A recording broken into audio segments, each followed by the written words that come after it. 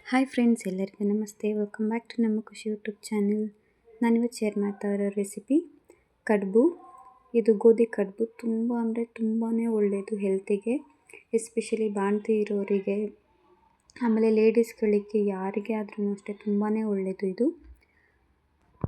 ನಾನಿಲ್ಲಿ ಗೋಧಿನ ಮಿಷಿನ್ಗೆ ಹಾಕ್ಸಿದ್ದೀನಿ. ಸೊ ಮೆಂತ್ಯ, ಉದ್ದಿನಬೇಳೆ, ಅಕ್ಕಿ, ಗೋಧಿ ಇಷ್ಟನ್ನು ಮಿಷಿನ್ಗೆ ಹಾಕ್ಸಿದ್ದೀನಿ.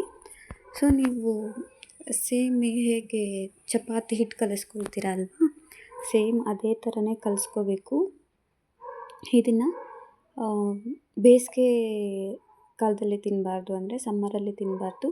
ಚಳಿ ಅಥವಾ ಮಳೆಗಾಲದಲ್ಲಿ ಇದು ತುಂಬ ಅಂದರೆ ತುಂಬಾ ಒಳ್ಳೆಯದು. ನಮ್ಮ ಬಾಡಿಗೆ ಸಫಿಷಿಯೆಂಟ್ ಹೀಟ್ ಪ್ರೊಡ್ಯೂಸ್ ಮಾಡುತ್ತೆ ಇದು. ನಾವು ಮೆಂತ್ಯ ಹಾಕಿರೋದರಿಂದ ಬೋನಿಗೆ ತುಂಬಾ ಒಳ್ಳೆಯದಂತಲೇ ಹೇಳ್ಬೋದು. ಇದನ್ನು ಸ್ಟೀಮಲ್ಲಿ ಬೇಯಿಸೋದ್ರಿಂದ ನಮ್ಮ ಆರೋಗ್ಯಕ್ಕೆ ಬೇಕಾಗಿರೋ ಮತ್ತು ಅದರಲ್ಲಿರೋ ಎಲ್ಲ ಕಂಟೆಂಟ್ಸು ನಮ್ಮ ಬಾಡಿಗೆ ಸಿಗ್ತಾ ಹೋಗುತ್ತೆ. ಸೊ ಇದಂತೂ ತುಂಬ ಅಂದರೆ ತುಂಬ ಈಸಿ ಮತ್ತು ಟೇಸ್ಟಿ ಕೂಡ ಹೌದು. ಇದ್ರ ಜೊತೆ ಮೆಂತ್ಯ ಚಟ್ನಿ, ತುಪ್ಪ, ಕಡುಬು ಒಳ್ಳೆ ಕಾಂಬಿನೇಷನ್ನು, ತುಂಬ ಅಂದರೆ ತುಂಬ ಟೇಸ್ಟಿಯಾಗಿರುತ್ತೆ. ಸೊ ನೋಡಿ, ಈ ಥರ ಕಲಿಸ್ಕೋಬೇಕು. ನೀವು ಚಪಾತಿಗೆ ಯಾವ ಥರ ಕಲಿಸ್ಕೊಳ್ತೀರಲ್ವ, ಸೇಮ್ ಅದೇ ಥರನೇ. ಅಷ್ಟು ಕನ್ಸಿಸ್ಟೆನ್ಸಿ ಇದ್ದರೆ ಸಾಕು ನಿಮಗೆ. ತುಂಬ ಮೆತ್ತಗೂ ಬೇಡ, ತುಂಬ ಗಟ್ಟಿನೂ ಬೇಡ. ಚಪಾತಿ ಕಲಿಸ್ಕೊಳ್ತೀವಲ್ಲ ಆ ಥರ.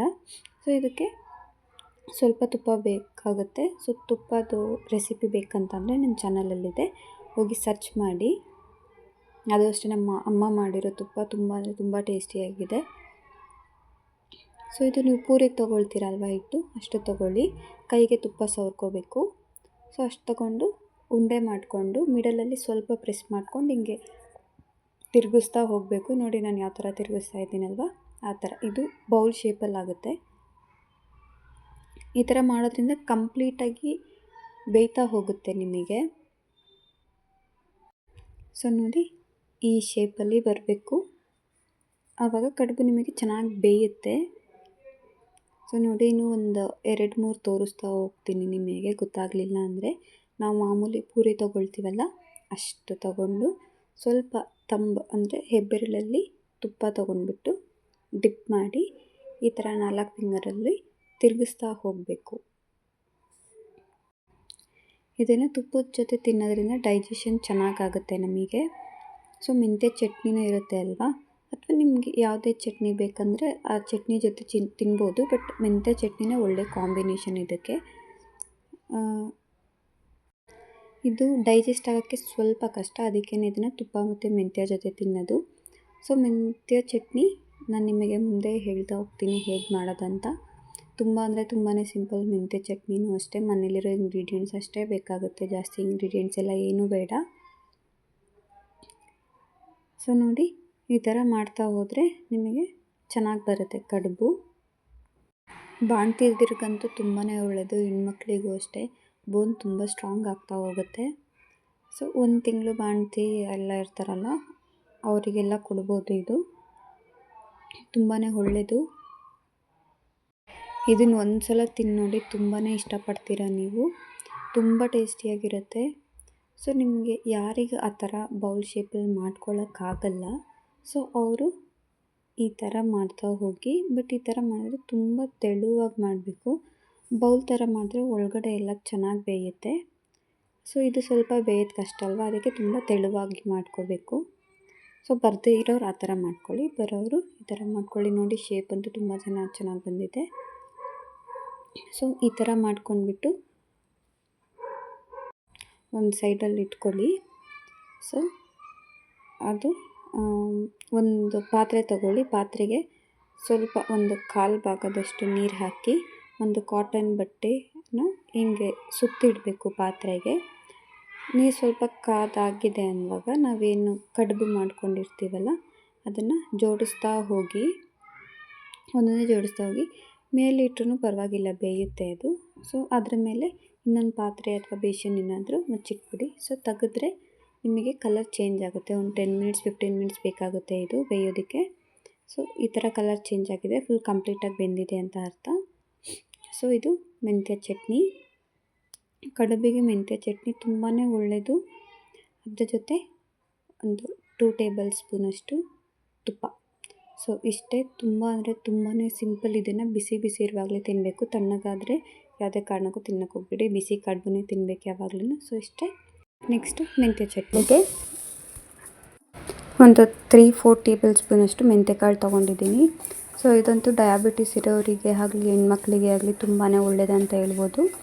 ಮೆಂತ್ಯಕಾಳನ್ನ ಡಯಾಬಿಟಿಸ್ ಇರೋರು ದಿನನಿತ್ಯ ತಿಂತಾ ಹೋದರೆ ಒಂದು ಕ್ರಮೇಣವಾಗಿ ಅದು ಕಡಿಮೆ ಆಗ್ತಾ ಹೋಗುತ್ತೆ ಅಂತಲೇ ಹೇಳ್ಬೋದು ಡಯಾಬಿಟಿಸ್ಸು. ಸೊ ಹೆಣ್ಮಕ್ಳಿಗಂತೂ ತುಂಬಾ ಒಳ್ಳೆಯದು. ಯಾಕೆ ಅಂತಂದರೆ ರಿಪ್ರೊಡಕ್ಟಿವ್ ಸಿಸ್ಟಮ್ನ ಹೆಲ್ತಿಯಾಗಿಡುತ್ತೆ. ಸೊ ಅಂದರೆ ಗರ್ಭಕೋಶನ ಹೆಲ್ತಿಯಾಗಿಡುತ್ತೆ ಮೆಂತ್ಯಕಾಳು. ಮತ್ತು ಬೋನ್ನು ಅಷ್ಟೇ ತುಂಬ ಸ್ಟ್ರಾಂಗ್ ಆಗುತ್ತೆ ಅಂತಲೇ ಹೇಳ್ಬೋದು. ಎಸ್ಪೆಷಲಿ ಬಾಣಂತಿ ಇರ್ತಾರಲ್ಲ ಅವರಿಗೆ ಮೆಂತ್ಯಕಾಳು ಕಂಪಲ್ಸರಿ ಕೊಡಲೇಬೇಕು. ಯಾಕಂದರೆ ಬೋನ್ ಸ್ಟ್ರಾಂಗ್ ಆಗುತ್ತೆ ಅಂತಲೇ ಮೆಂತ್ಯಕಾಳನ್ನ ಕೊಡೋದು. ಸೊ ಬ್ಯಾಕ್ ಪೇಯ್ನ್ ಏನೂ ಬರೋದಿಲ್ಲ. ಯಾರಿಗೆ ಡೆಲಿವರಿ ಆಗಿರುತ್ತಲ್ಲ ಅವರಿಗೆ ಈ ಮೆಂತ್ಯಕಾಳು ಚಟ್ನಿ ಮಾಡಿಕೊಡಿ. ತುಂಬ ಅಂದರೆ ತುಂಬಾ ಒಳ್ಳೆಯದು. ಈವನ್ ನನಗೂ ಅಷ್ಟೇ. ನಾನು ಬಾಣಂತಿ ಇರುವಾಗ ನಮ್ಮನೇಲೂ ಇದನ್ನು ಮಾಡಿಕೊಡೋರು. ನಾನಿಲ್ಲಿ ಒಂದು ಉಂಡೆ ಫುಲ್ಲು ಬೆಳ್ಳುಳ್ಳಿ ತೊಗೊಂಡಿದ್ದೀನಿ. ಸಿಪ್ಪೆ ಸುಲಿದ್ಬಿಟ್ಟು ತೊಗೊಂಡಿದ್ದೀನಿ. ಬೆಳ್ಳುಳ್ಳಿನೂ ಅಷ್ಟೇ ಬಾಣಂತಿ ಇರೋರಿಗೆ ಕೊಡ್ತಾರೆ. ಯಾಕಂದರೆ ಕೆಮ್ಮಾಗೋದಿಲ್ಲ, ಗ್ಯಾಸ್ಟ್ರಿಕ್ ಆಗೋದಿಲ್ಲ. ಬೆಳ್ಳುಳ್ಳಿ ಒಂಥರ ಅಮೃತ ಇದ್ದಂಗೆ ಅಂತಲೇ ಹೇಳ್ಬೋದು. ಅಷ್ಟು ಒಳ್ಳೆಯದು. ಕೆಮ್ಮಿಗೆ ಆಗಲಿ ಗ್ಯಾಸ್ಟ್ರಿಕ್ಗೆ ಆಗಲಿ ಏನಕ್ಕೆ ಆದ್ರೂ ಬೆಳ್ಳುಳ್ಳಿ ತುಂಬ ಒಳ್ಳೆಯದು. ಸೊ ಸ್ವಲ್ಪ ಬೆಚ್ಚಗಾದಮೇಲೆ ಈ ಥರ ರೋಸ್ಟ್ ಆದಮೇಲೆ ಒಂದು ಪ್ಲೇಟಿಗೆ ಹಾಕ್ಕೊಳ್ಳಿ. ಕರ್ಬೇವಿನ ಸೊಪ್ಪು ಅಷ್ಟೇ ಸ್ವಲ್ಪ ಜಾಸ್ತಿ ರೋಸ್ಟ್ ಮಾಡೋದು ಬೇಡ. ಸ್ವಲ್ಪ ಬೆಚ್ಚಗಾದರೆ ಸಾಕು ಕರ್ಬೇವಿನ ಸೊಪ್ಪು. ಸೊ ಕರ್ಬೇವಿನ ಸೊಪ್ಪಲ್ಲೂ ಅಷ್ಟೇ ವೈಟಮಿನ್ ಇ ಜಾಸ್ತಿ ಇರುತ್ತೆ. ಸೊ ಅದು ಅಷ್ಟೇ ಕಣ್ಣಿಗೆ ಆಗಲಿ ಕೂದಲಿಗೆ ಆಗಲಿ ಸ್ಕಿನ್ನಿಗೆ ಆಗಲಿ ತುಂಬಾ ಒಳ್ಳೆಯದು. ಸೊ ಕರ್ಬೇವಿನ ಸೊಪ್ಪು ಸ್ವಲ್ಪ ಬೆಚ್ಚಗೆ ಮಾಡ್ಕೊಂಡ್ಬಿಟ್ಟು ಅದನ್ನು ಒಂದು ಪ್ಲೇಟಿಗೆ ಹಾಕ್ಕೊಳ್ಳಿ. ನೀವು ಬಾಣಂತಿಯರಿಗೆ ಕೊಡ್ತೀರಾ ಅಂತ ಅಂದರೆ ಮೆಣಸಿನ್ಕಾಯಿ ಒಣಮೆಣ್ಸಿನ್ಕಾಯಿ ಸ್ವಲ್ಪ ಕಡಿಮೆ ಹಾಕ್ಕೊಳ್ಳಿ.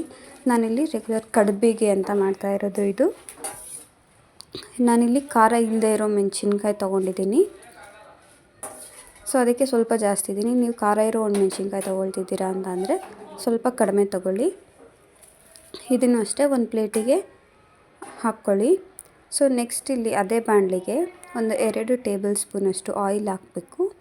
ಆಯಿಲ್ ಚೆನ್ನಾಗಿ ಕಾದಾದಮೇಲೆ ನಾವು ಇಷ್ಟೊತ್ತು ಏನು ಡ್ರೈ ರೋಸ್ಟ್ ಮಾಡ್ಕೊಂಡಿದ್ವಲ್ಲ ಅದನ್ನು ಎಣ್ಣೆಗೆ ಹಾಕಿಬಿಟ್ಟು ಎಣ್ಣೆಯಲ್ಲಿ ಸ್ವಲ್ಪ ಅದು ಬಿಸಿ ಹಾಕ್ತಾ ಹೋಗಬೇಕು. ಎಣ್ಣೆಲಿ ಫ್ರೈ ಆಗ್ತಾ ಹೋಗಬೇಕು. ಮೆಂತ್ಯಕಾಳು ಕಹಿ ಇರುತ್ತೆ ಅಂತ ಎಲ್ಲ ಏನಿಲ್ಲ. ಸೊ ಇದಕ್ಕೆ ನಾವು ಬೆಲ್ಲ ಹಾಕ್ತೀವಿ, ಹುಣಸೆಹಣ್ಣು ಹಾಕ್ತೀವಿ, ಒಣಮೆಣ್ಸಿನ್ಕಾಯಿ ಹಾಕ್ತೀವಿ ಅಲ್ವಾ. ಕಹಿ ಏನು ಅನಿಸೋದೇ ಇಲ್ಲ ನಿಮಗೆ. ಮೆಂತ್ಯಕಾಳು ಚಟ್ನಿ ಅಂತೂ ತುಂಬ ಒಳ್ಳೆಯದು. ದಿನನಿತ್ಯ ಇದನ್ನು ಬಳಕೆ ಮಾಡೋದ್ರಿಂದ ಮೆಂತ್ಯಕಾಳು ಅಥವಾ ಮೆಂತ್ಯ ಚಟ್ನಿ ಡೈಲಿ ಮೆಂತ್ಯಕಾಳು ನಮ್ಮ ದೇಹಕ್ಕೆ ಹೋಗೋದ್ರಿಂದ ವೆಯ್ಟ್ ಲಾಸ್ ಸಹ ಆಗುತ್ತೆ. ಬೋನು ಸ್ಟ್ರಾಂಗ್ ಆಗ್ತಾ ಹೋಗುತ್ತೆ. ಸೊ ತುಂಬಾ ಬೆನಿಫಿಟ್ಸ್ ಇದೆ ಮೆಂತ್ಯಕಾಳಲ್ಲಿ. ಎಸ್ಪೆಷಲಿ ಇದನ್ನು ಮೊಳಕೆ ಕೊಟ್ಬಿಟ್ಟು ತಿಂದರೆ ಅಂತೂ ತುಂಬಾ ಒಳ್ಳೆಯದು. ಸೊ ಅದನ್ನು ಆಯಿಲಲ್ಲಿ ಚೆನ್ನಾಗಿ ಫ್ರೈ ಮಾಡ್ಕೊಂಡಾದ್ಮೇಲೆ ಫುಲ್ಲು ತಣ್ಣಗಾಗಬೇಕು. ನಾವು ಏನು ಫ್ರೈ ಮಾಡ್ಕೊಂಡಿದ್ವಲ್ಲ ಅದನ್ನು ಒಂದು ಜಾರಿಗೆ ಹಾಕ್ಕೊಳ್ಳಿ. ಇದನ್ನು ನೀವು ಅರೌಂಡ್ 1 ವೀಕ್ ಅಥವಾ 2 ವೀಕ್ಸ್ವರೆಗೂ ಇಡ್ಬೋದು. ಸೊ ಅದು ಜಾರಲ್ಲಿರೋದನ್ನೆಲ್ಲ ಹಾಕ್ಕೊಂಡ್ಬಿಟ್ಟು ರುಚಿಗೆ ತಕ್ಕಷ್ಟು ಉಪ್ಪು ಹಾಕ್ಕೊಳ್ಳಿ. ಉಪ್ಪು ಹಾಕ್ಕೊಂಡು ಫಸ್ಟ್ ಇದನ್ನು ಹಾಗೆ ಗ್ರೈಂಡ್ ಮಾಡ್ಕೊಳ್ಳಿ.